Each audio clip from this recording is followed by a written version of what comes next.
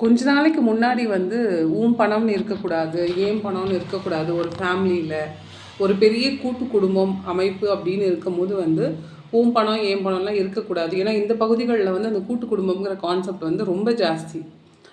அப்போது நான் யோசிக்கிறேன், ஏன் இது வந்து இருக்கக்கூடாது அப்படின்னு இருந்துச்சு அப்படின்னா, அந்த காலத்தில் இவர்களுடைய தொழில் வந்து ஒன்றா இருந்துச்சு.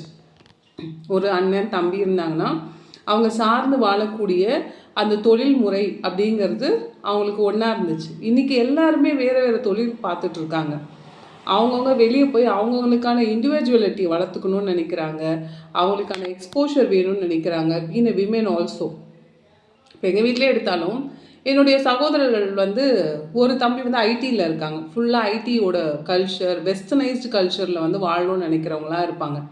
இன்னொன்று வந்து அக்ரிகல்ச்சர் பேஸ்டு பிஸ்னஸாக இருக்குது. ஆனால் அவங்களுமே வந்து கொஞ்சம் வெஸ்டர்னைஸ்டு பீப்புளாக வந்து இருக்காங்க. வெஸ்டர்னைஸ் கல்ச்சரை கொஞ்சம் அடாப்ட் பண்ணிவிட்டு வாழணும் அப்படிங்கிற ஒரு ஆட்டிடியூட் உள்ள பிரதர்ஸாக இருக்காங்க எனக்கு. பேசிக்காக நான் வந்து பார்த்தேன் அப்படின்னா, நான் ஒரு மிக்சட் கல்ச்சர் தான். எனக்கு டூ மச் ஆஃப் வெஸ்டர்னைஸ்டும் நான் போல. சந்தர்ப்பவாதின்னு சொல்லலாமே. சந்தர்ப்பவாதி கூட தப்பான ஒரு விஷயம்லாம் கிடையாது.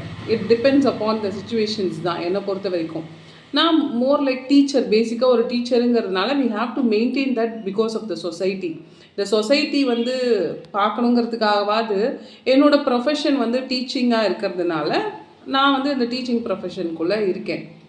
அப்போது என்ன ஆகுது அப்படின்னா, அவங்களோட ஐடியாலஜிஸ் வேறையாக இருக்குது, என்னோடய ஐடியாலஜிஸ் வேறையாக இருக்குது.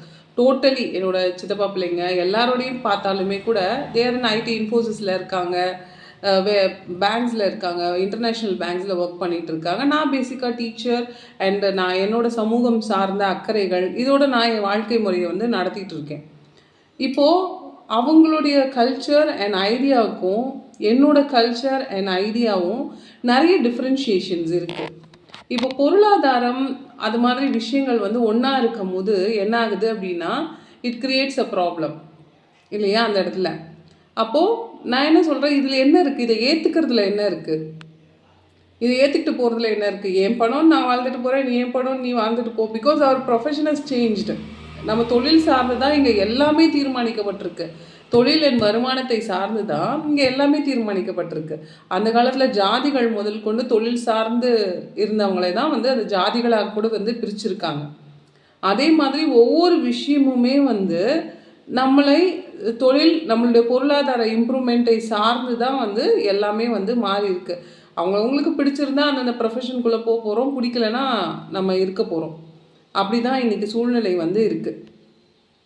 அப்போது இது ஒரு 2 அடி தள்ளி நின்று நீ நல்லா இருக்கியா, நான் நல்லா இருக்கேன்ப்பா அப்படின்னு சொல்கிற அந்த சம்சார டைலாக் மாதிரி 2 அடி தள்ளி நின்று நீ நல்லா இருக்கியா, நான் நல்லா இருக்கேன், உங்கள் வீட்டில் எல்லாம் நல்லா இருக்காங்களா, நான் நல்லா இருக்கேன் இப்படின்னு போகிறதுல என்ன பிரச்சனை இருக்குது இனிமேல் வர காலகட்டங்களில் இல்லையா?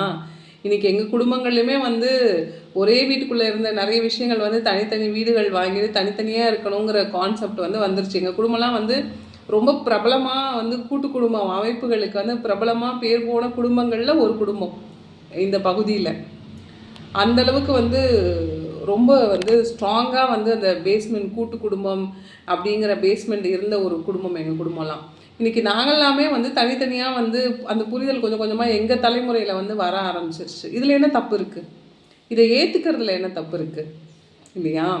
கால சுழற்சிக்கு ஏற்ற மாதிரி நம்ம கொஞ்சம் ஏற்றுக்கிட்டு போகல அப்படின்னா வந்து நமக்கு தான் கஷ்டம்னு நான் நினைக்கிறேன்.